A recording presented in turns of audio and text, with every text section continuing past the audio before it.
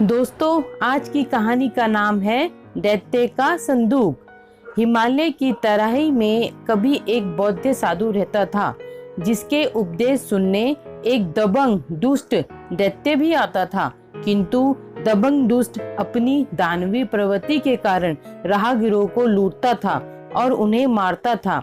एक बार उसने काशी के एक धनी सेठ की पुत्री और उसके अनुचरों की सवारी पर आक्रमण किया। दैत्य को देखते ही उस कन्या के सारे अनुचर अपने अस्त्र शस्त्र छोड़ भाग खड़े हुए। सेठ की कन्या को देखकर दैत्य उस पर मुग्ध हो गया।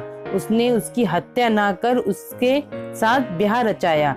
इस डर से कि वह सुंदर कन्या कहीं भाग ना जाए, वह उसे एक संदूक में बंद कर देता था। एक दिन वह दैत्य साधु से मिलने जा रहा था, तभी उसकी नजर एक सुंदर झील पर पड़ी। गर्मी बहुत थी, इसलिए वह झील के पास आया। उसने अपने साथ लिए हुए संदूक बाहर निकाला, फिर संदूक को खोलकर कन्या को बाहर निकाला और उसे जलाशय में अपने हाथों से स्नान कराया। उसके बाद वह स्वयं जलाशय में स्नान करने लगा।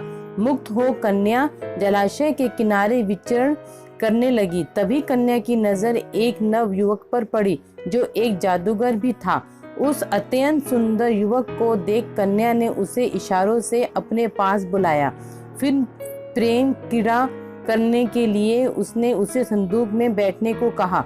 युवक जब वहां बैठ गया, तब वह उसे अपने लिबास से ढक कर स्वयं उसके ऊपर जा बैठी। नहा कर दैत्य जब लौटा तो उसने संदूक को बंद कर लिया। दैत्य जब साधु के आश्रम में पहुंचा तो साधु ने उसका स्वागत करते हुए कहा, आप तीनों का स्वागत है। साधु की बात सुन दैत्य चौंक गया, क्योंकि वह नहीं जानता था कि कन्या और उसके अतिरिक्त भी कोई तीसरा उसके साथ। या साधु की बात सुनते ही उसने संदूक को बाहर निकाला। ठीक उसी समय युवक संदूक से बाहर निकल रहा था। उस समय तक वह अपनी तलवार ध्यान से पूरी तरह खींच भी नहीं पाया था। अगर वो कुछ क्षणों का विलंब होता तो वह निश्चित रूप से दैत्य का पेट फाड़ देता।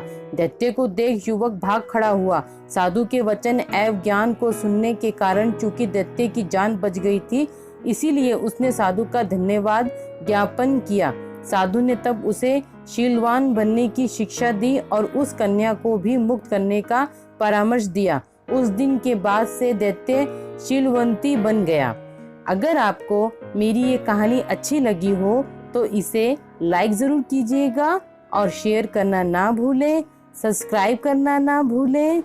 तो मिलती हूँ फ्रेंड्स अपनी अगली कहानी में। तब तक के लिए अपना ख्याल रखिए। बाय बाय, शब्बा खैर, सी यू।